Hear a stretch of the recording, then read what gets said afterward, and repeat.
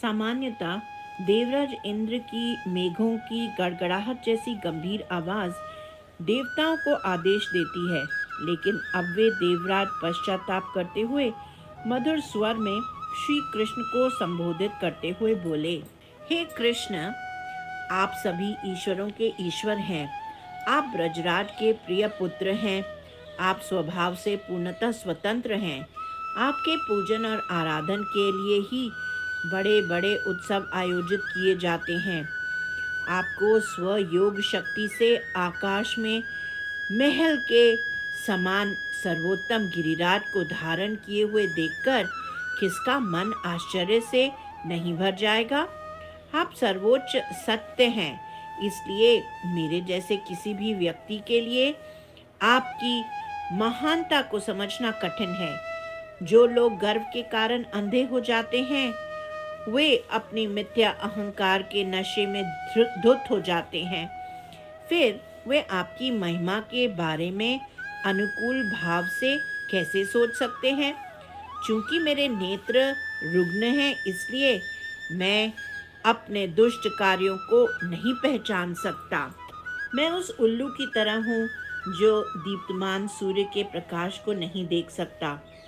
आपका दिव्य रूप विशुद्ध सत्व की अभिव्यक्ति, परिवर्तन से अछूता, ज्ञान से चमकने वाला और रजो और तमोगुण से रहित है।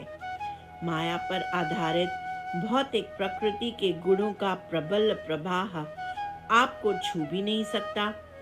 तो आप में एक अज्ञानी व्यक्ति के लक्षण जैसे लालच, वासना, क्रोध और ईर्ष्या कैसे विराजमान हो सकते हैं, जो कि किसी व्यक्ति के सांसारिक जीवन में पिछली आसक्ति से उत्पन्न होते हैं और उसे भौतिक संसार में उलझा देते हैं। फिर भी आप सर्वोच्च भगवान के रूप में हमें धार्मिक सिद्धांतों की रक्षा करने और दुष्टों पर अंकुश लगाने के लिए दंडित करते हैं। आप इस संपूर्ण ब्रह्मांड के पिता, आध्यात्मिक गुरु और इसके सर्वोच्च नियंत्रक हैं। आप उन दुष्टों के कार्य के लिए पापियों को दंड देने वाले दुर्जय काल हैं। वास्तव में आपकी स्वतंत्र इच्छा से चुने हुए अपने विभिन्न अवतारों में आप उन लोगों के झूठे गर्व को दूर करने के लिए निर्णायक रूप से कार्य करते हैं, जो स्वयं को इस जगत का स्वामी मानते हैं।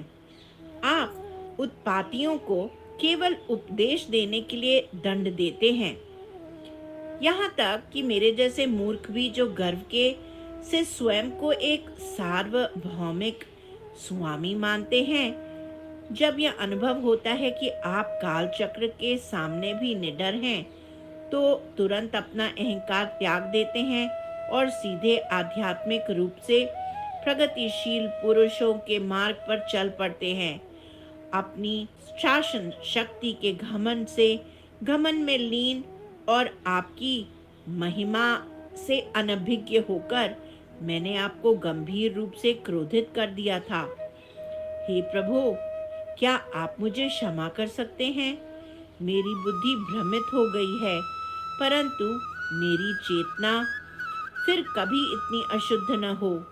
हे प्रभु, आप उन राजाओं को नष्ट करने के लिए इस संसार में अवतरित हुए हैं, जो पृथ्वी पर बोझ डालते हैं और अनेक अशांति उत्पन्न करते हैं।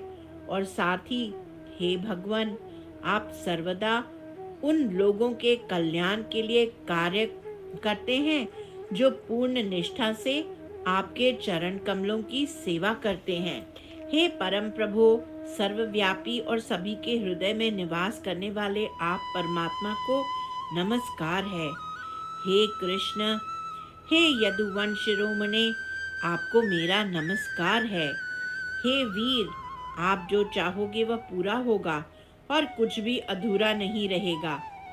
देवताओं तथा समस्त प्राणियों में केवल आप ही शाश्वत हैं। मैं किसी दूसरे जीव के बारे में नहीं जानता जो आपके द्वारा उठाए गए भार को सहन करने में सक्षम हो। हे गरुड़ासन, यह ब्रह्मांड आपके शरीर में विद्यमान है। जिस प्रकार एक अपंग व्यक्ति तेज दौड़ने वाले का अनुसरण नहीं कर सकता, उसी प्रकार स्वयंभू ब्रह्मा भी बुद्धि या दीर्घायु में आपके साथ प्रतिस्पर्धा नहीं कर सकते।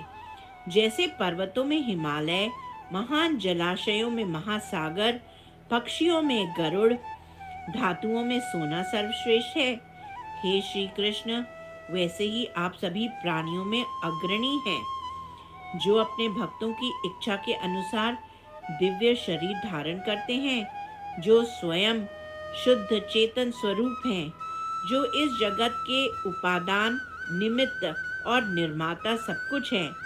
ऐसे आपको नमस्कार करता हूँ। गिरिराज धरन की जय। गिरी गोवर्धन की जय।